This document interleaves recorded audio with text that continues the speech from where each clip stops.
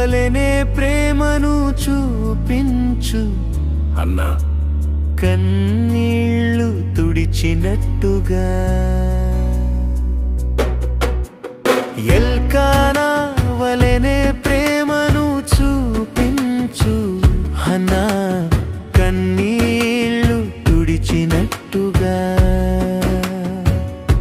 ఓదార్పు నీవై బలము నీవై సగభాగమై ఆమెను సాకాలిగా. సంతానం కన్నా సిరి సంపద కన్నా సతియే మిన్నా నీ చాటాలిగా. ఎల్కానా వలె ప్రేమను చూపించు.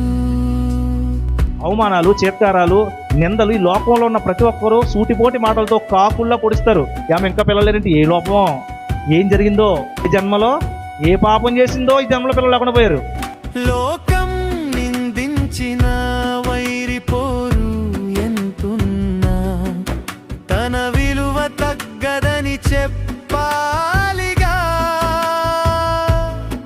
గర్భఫలము లేదని గుండె పగిలిన గుండెల్లో గుడి కట్టి చూసుకోవాలిగా.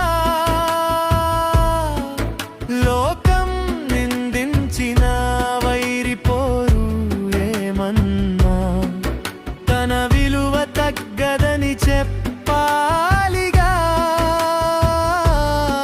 గర్భఫలము లేదని గుండె పగిలిన గుండెల్లో గుడి కట్టి చూసుకోవాలిగా.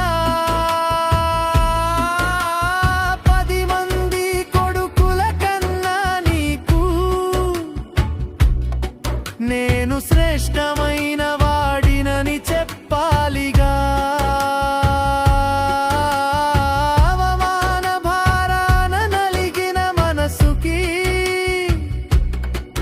నీ ప్రేమే ఔషధమై మారాలిగా.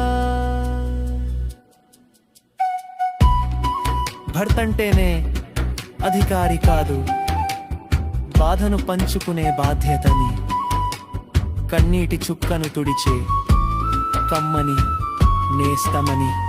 ఎల్కానా వలె ప్రేమను చూపించు.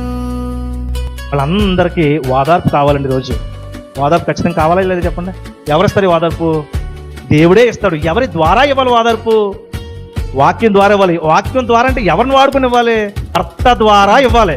దేవుని సన్నిధిలో మోకరించిన వేళ ఆమెతో ఏకమై నీవు ప్రార్థించవా. విచారపు ఛాయలు తనలో చూడక సంతోషపు నవ్వులు పూయించవా.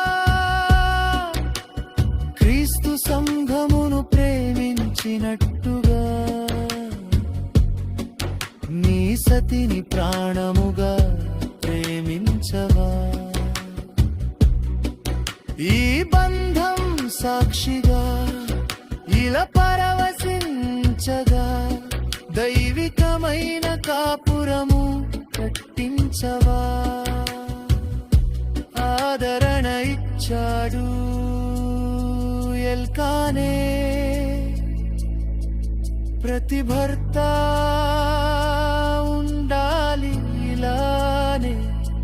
ఓదార్పు నీవై బలము నీవై.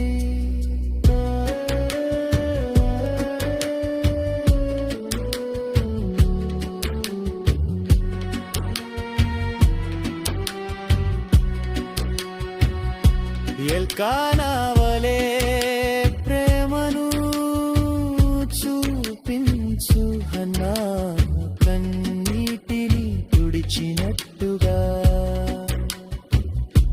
ఓదార్పు నీవై బలము నీవై సగభాగమై ఆమెను సాకాలిగా. ఎల్కానా వలె ప్రేమను చూపించు. దేవుని యందు నిరీక్షణతో నిలిచి ఉంటే,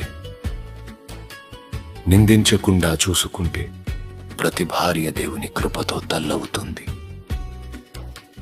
ఒకవేళ తల్లి కాకపోయినా ఎల్కానా లాంటి మంచి భర్తలా ఓదార్పు అందిస్తే మీ కాపురం దైవిక కాపురం అవుతుంది.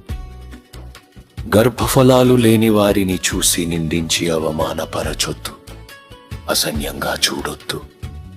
విశాల హృదయాలతో ఆలోచిద్దాం. ఇలా ఆలోచించే ప్రతి ఒక్కరిని దేవుడు దీవించునుగాక. ఆమెన్.